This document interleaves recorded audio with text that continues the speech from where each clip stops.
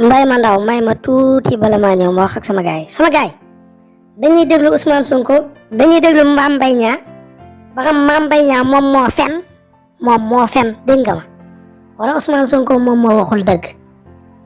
ba xam Mame Mbaye Niang moom moo fen moom moo kàcc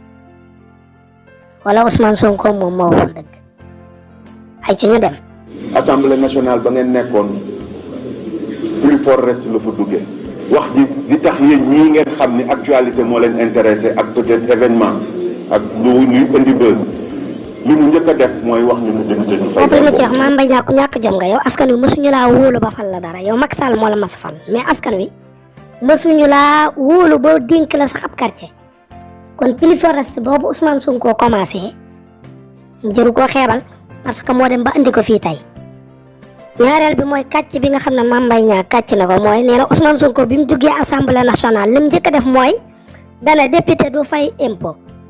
ñu déglu ba xam Ousmane Sonko loolu la wax wala déet. muy ay fen yi kese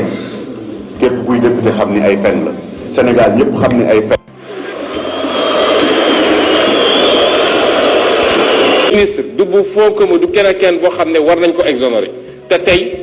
député yi fi nekk yëpp man de 1500 lañ ma dagg impôt ci boobu jamono enseignant buy feeku 400000 ñu koy laaj 70000 francs d'impôt du yoon xaalis bi. wallaay ba ma la rusul woon Mame Mbaye Niang yow ba ma la rusul woon ma wax la mag dala wax dëgg.